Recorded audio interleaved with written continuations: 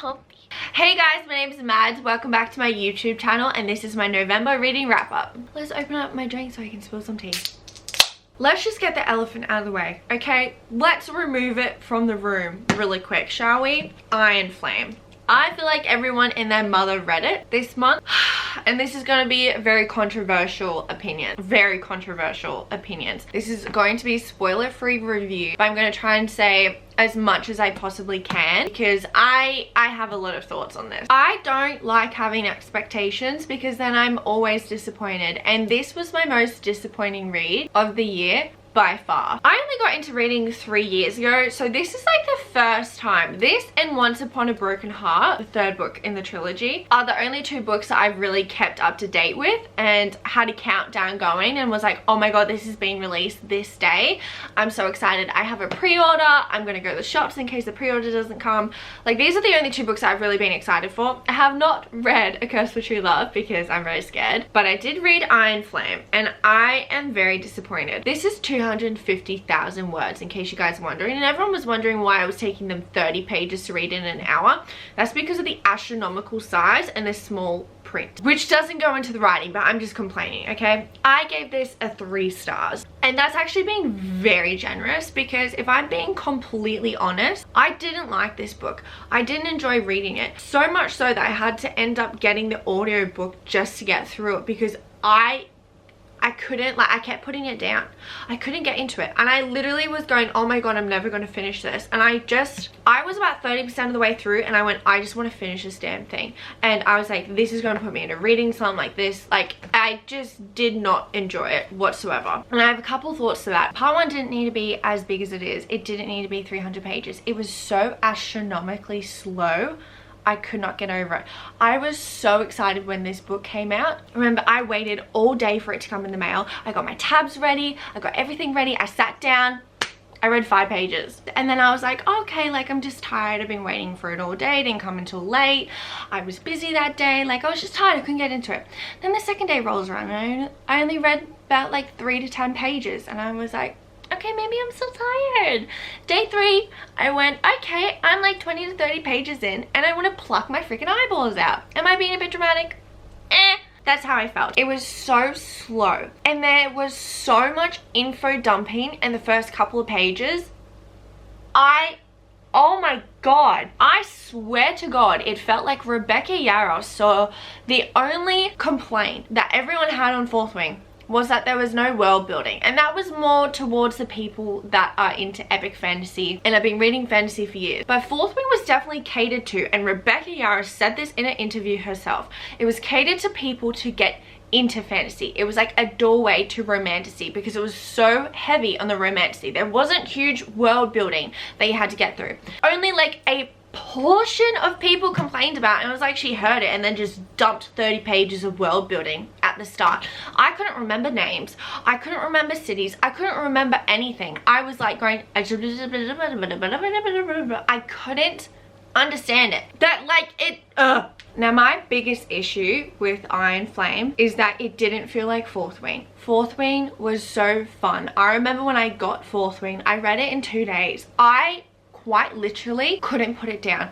I was obsessed with that book. It hooked me in. It was fast paced. The romance was amazing. The tension was so high and the trials were beyond so fun to read about. Then you get to Iron Flame and it quite literally felt like she actually switched genres. And what I mean by that is Fourth Wing is so heavy over romantasy. That's why I loved it. This was very much going into epic fantasy. I don't like that. I don't really like political fantasies. It's very rare if I do, and this turned into a political fantasy, and let me tell you, I didn't freaking like it. It just didn't feel like Fourth Wing, so I was very disappointed because I was going in going, oh, Fourth Wing is a romantasy series. That is what Rebecca Yarros has written it as, and then she switched it up halfway through the series already.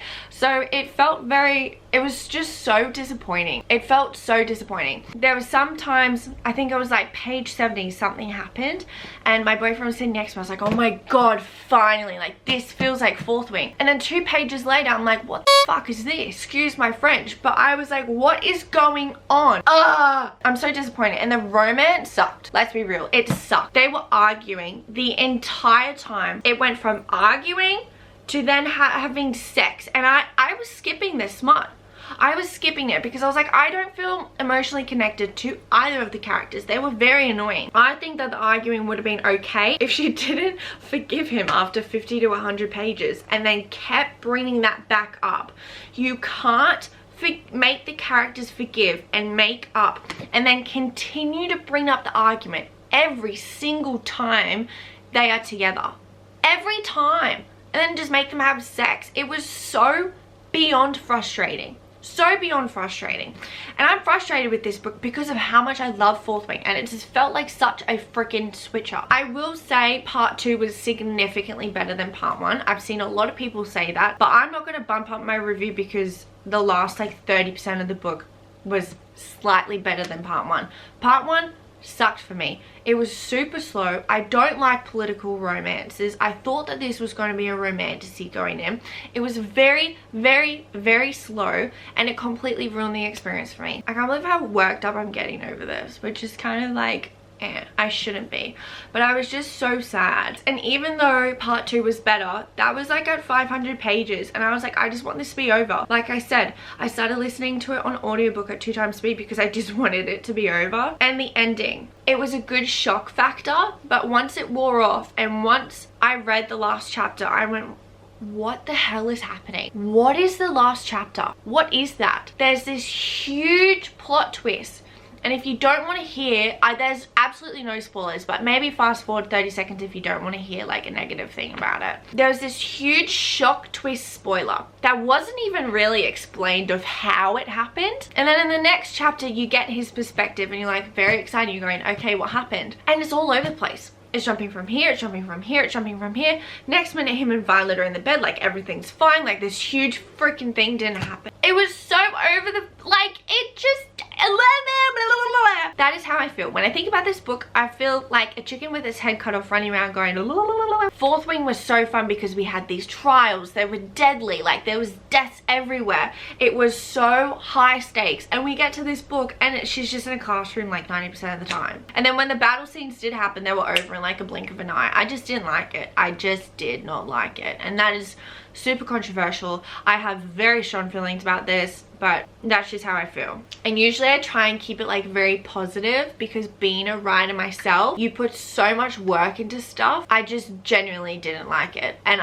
it leaves like such a sour taste in my mouth. Then we have Binding 13 by Chloe Walsh, and I don't know if you guys can see, but there are a lot of tabs. I have a lot of thoughts for this one too, but I will get it out of the way. This was a 5-star read for me.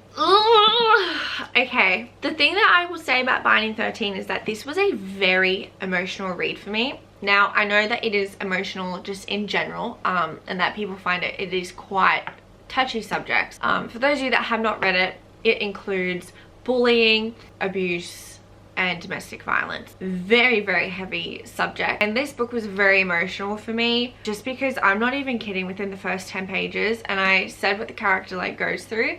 I told my sister and she goes, oh, it's just like a book about you. So I think this book took me a while to get through just because it was very emotional and so relatable in aspects that it was very hard to read. But with that being said, I think that it was read very beautifully.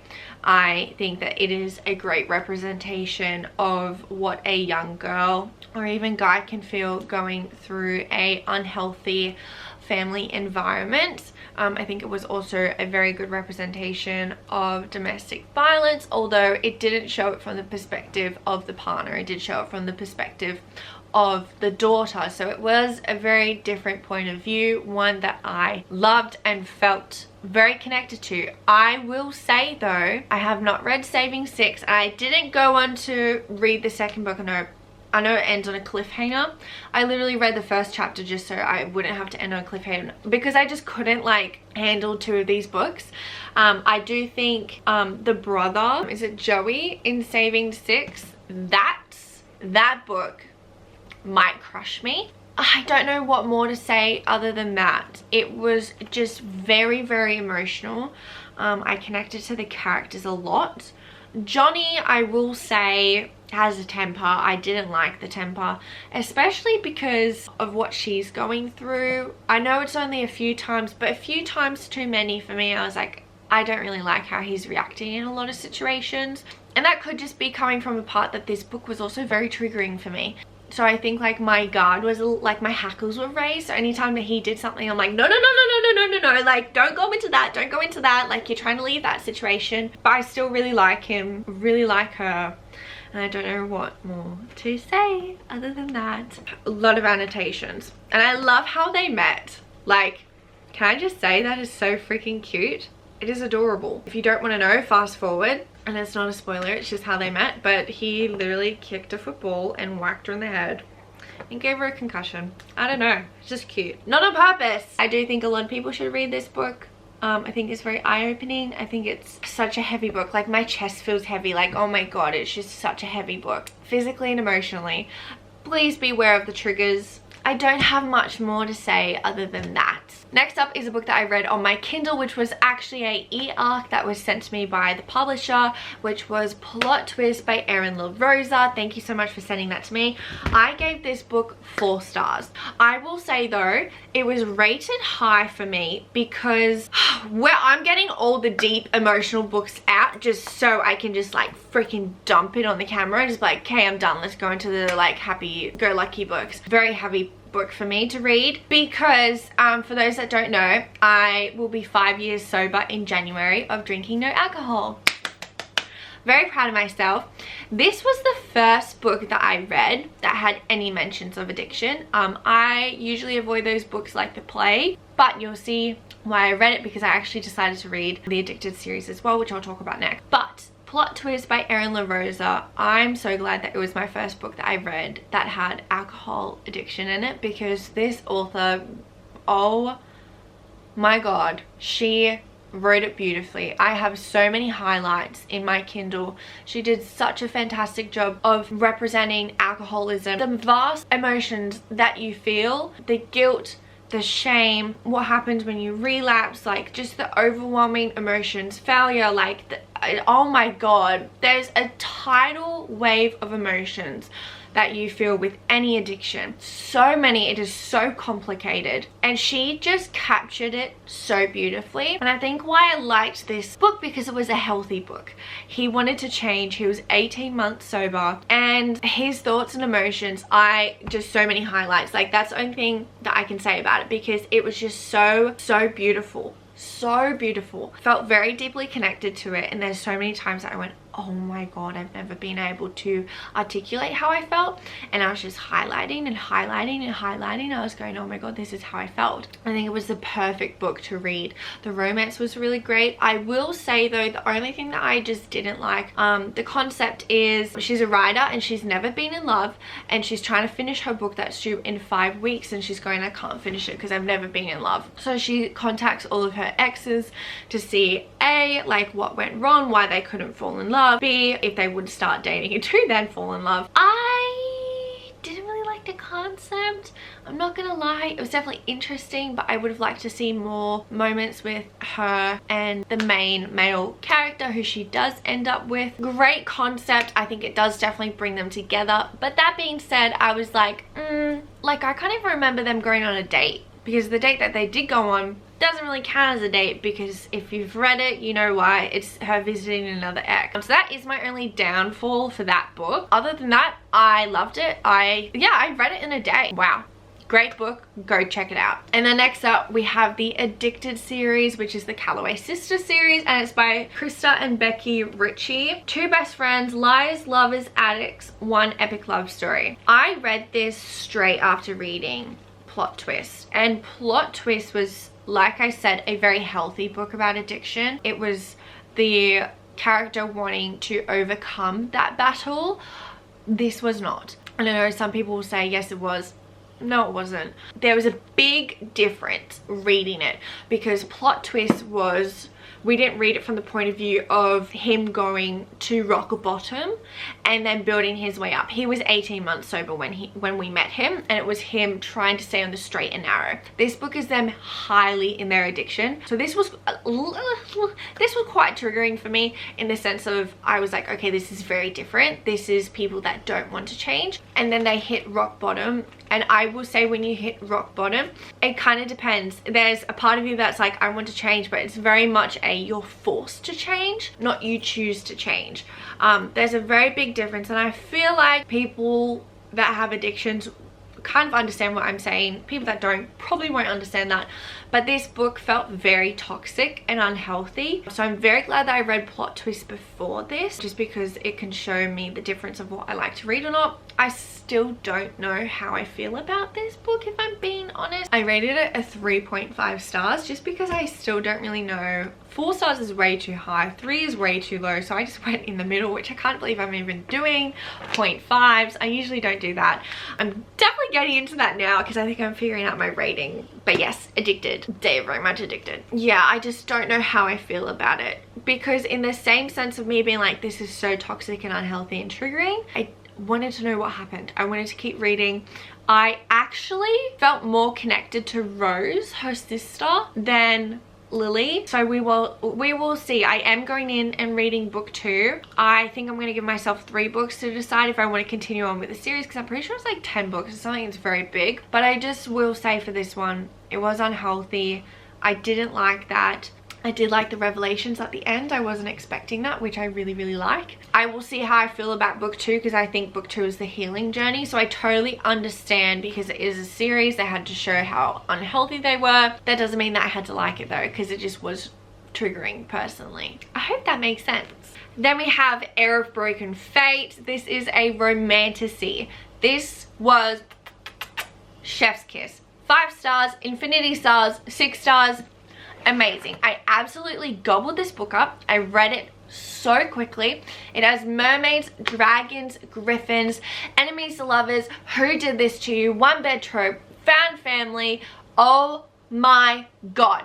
It is amazing. It is about Delilah, who has to run away from her kingdom because her father is just an asshole. He is sadistic, manipulative, freaking asshole. And I hate him with every fiber of my being. Anyways, Delilah runs away, and to the Fae, who were thought to be extinct, only she found them. So she runs to them to help, to ask to free her oppressed people, only to find out that they need her help more, and she has to save not only their entire Fae race, but magic itself. If that didn't convince you, hi, my name is madsraff. I'm actually the author. She's on Amazon and Kindle Unlimited. I would be forever grateful if you just checked her out. I promise you, after the first chapter, you will be hooked. And I hope that this sold you, because she is definitely worth a read. I am so freaking proud that this book is on this video and in this list. I need a drum roll. I need a drum roll and a celebration roll. Go. Akane! By Lynette Noni. If you guys have watched any of my previous videos, you know that I've been wanting to read this for so long, and I just kept putting it off for God knows what reason, because this, ladies and gentlemen, was a 5 stars. I will say this is a YA book, and could definitely tell that it was a YA book, but I find it quite easy to slip into like a YA. Like, I just don't care. I love all books. I love all genres. I could slip into like the YA like mindset quite easily. Ate this book up. Couldn't put it down. Absolutely ate it up. I think I finished it in like 2 to 3 days. Such an incredibly easy read. It definitely gave Narnia vibes, which I freaking love, but the world itself felt very unique and whimsical, and I just like, I was reading it going, oh my god, how did she come up with this? Because it was just amazing. It was gripping. I cannot wait to see where this goes. I've already bought book 2. It is my next to read. I'm very excited. Love this series. It kept me entertained the entire time. By the second chapter, I was enthralled and in love. It is very fast paced, which I personally love, so this book was perfect for me.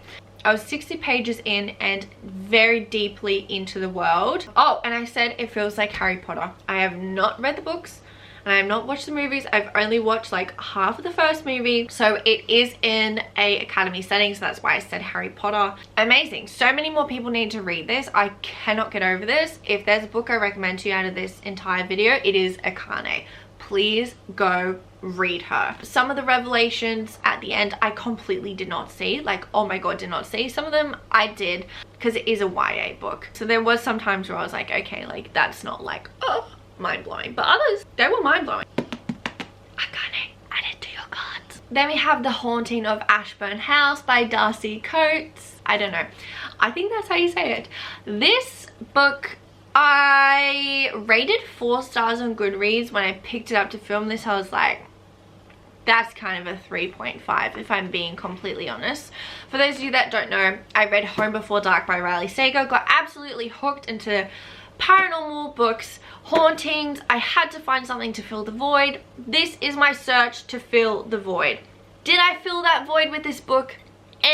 Like a quarter, a fraction, a little I will admit, probably a little slow, but when I say that, when I think about it, I was actually hooked, but I was hooked in the sense of that I was waiting for something to happen.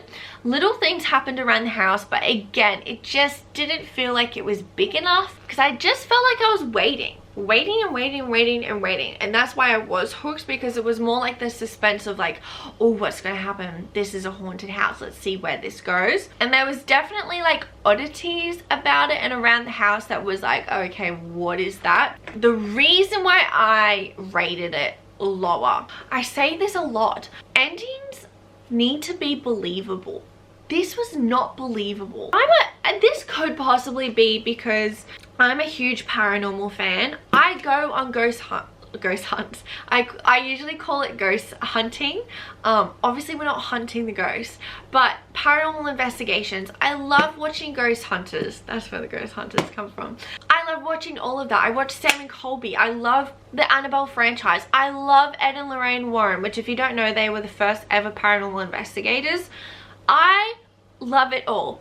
Everything. I think that's why I'm so hard on these books, because this is not me being introduced to this type of paranormal world. I'm already in it. I'm in the thick of it. I have been since I was a little kid, and this just wasn't believable. The ending was not believable. I will agree. The ending went from what the f to another what the f to ew, disgusting. And then it went to, oh my god, I'm actually scared. Then it went to, what the f is happening again? And then it finally finished with a head tilt and a what? So I know I'm not convincing anyone to read it. I think that's why I was hooked, because I was waiting for something to happen. Not a lot was happening. That was my dog snoring. And then when the ending did happen, it was very much a what the hell is this? So 3.5 stars. It was significantly better than another book that I read though, so in comparison I was like, this is so much better. So I definitely enjoyed this, and don't get me wrong, still read it, and I am going to try some of her other books. She's Australian. She does write haunting and paranormal books, so I'm definitely going to go check out a lot more of hers. I've already got some in my Amazon cart, so we will see. Fingers crossed. Let's hope that I can fill the void that Riley Sager has left in my heart. Next up we have Crown of Midnight, which was actually a reread, and I actually listened to it on audiobook. I just pulled this out just so you guys could see. I love Throne of Glass. It's like my 3rd or 4th read. I'm rereading before I start reading Crescent City. And of course, 5 stars. Look, I don't have much to say about Crown of Midnight, because I never know what to say without spoiling it, but Throne of Glass is my Roman Empire 6-star best series ever. Nothing has ever topped the feeling that I had when I first read Throne of Glass. So I'm loving the reread, and I love it because this is my first time listening to it on audiobook, and I will say that I got a lot of pronunciations wrong, so it actually feels like I am reading it for the first time, and I absolutely. We have The Island by Natasha Preston. This, like, Natasha Preston, don't get me wrong, every single one of her books is entertaining. I've never once been bored with her books. I always finish them within a day or two. There has not been a single book that I have read and gone, this was boring.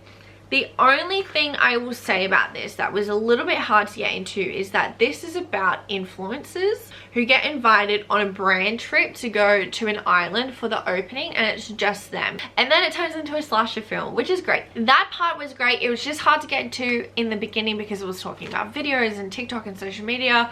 And it is so strange because social media has been around for obviously so long now, like 10 years, which isn't really that long if you think about it. But why does it feel so weird when you read about social media in a book? I think it's because you read books to escape, and then when social media comes up, it like reminds you of your reality. I don't know. I ended up rating this 3 stars. If you guys know Natasha Preston, you know her freaking endings. It just, oh my god, they do my head in at this point. The past 3 books I've read of Natasha Preston, the endings just like makes me want to throw the book across the room. She tries to end them on like a cliffhanger, but it's not really a cliffhanger because it just feels incomplete because they're standalones. That is always my like big note and thing that I don't like is the ending. Sometimes they are amazing. Other times it actually is legitimately feeling like reading a book that's had like the last chapter ripped out. So it wasn't too bad in this book. What I will say is that the plot twist of this, the murderer, this is slasher film vibes. This is Scream, okay? The murderers, couldn't have guessed it. Actually didn't guess it. Gobsmacked. I cannot speak right now. So it was really good. And once I did get past like the whole influencing thing, because once people started to get murdered, they stopped talking about videos and uploading and stories and stuff. So I actually didn't mind it. It was good. 3 stars. Now last, but certainly not least, Mr. Wrong Number by Lynn Painter. I'm trying to leave it that I get to read 1 Lynn Painter book a month. I've only got 2 more of her books left, so I'm trying to drag it out as much as I can because it is official. Lynn Painter has become my favorite author. This is one of my favorite authors. I have many. I rated this 4.5 stars. Just the reason for the half is because it was amazing, but it didn't give me that 5-star feeling. Let me get my notes up for this because I actually have a lot of notes. So Mr. Wrong Number, these are my notes, and it's significantly smaller than the other notes. We have absolutely fucking adored this and adored Colin. Liv is super adorable. Only 3rd act breakup scenario I actually enjoyed reading, and I freaking hate 3rd act breakups because this wasn't even really, it was a 3rd act breakup, but the reasoning for it, I was like, I'm okay with this. I loved it. 4.5 stars. Perfect rom-com, and it absolutely is the perfect rom-com. I was giggling the entire time. Hooked. I'm pretty sure I read it in like a day and a half. Absolutely amazing. I will say though, the main character, Liv, I loved her. I loved her so much. I think I loved the book so much because of her quirky personality. And when I say quirky, I actually genuinely mean quirky. She's just adorable. She's absolutely adorable. I love this book so freaking much. Colin was a hunk, which I don't usually say hunk, but he was great. God, I love this book. It is extremely witty. The wit and the banter in this book was absolutely amazing. Loved it. It is brother's best friend and forced proximity. Loved it so much. Oh my god, my camera is about to die, so I have to do this very quickly. Thank you so much for watching this video. I hope that you guys liked it. Definitely go check out my other ones, and I hope to see you soon. Bye.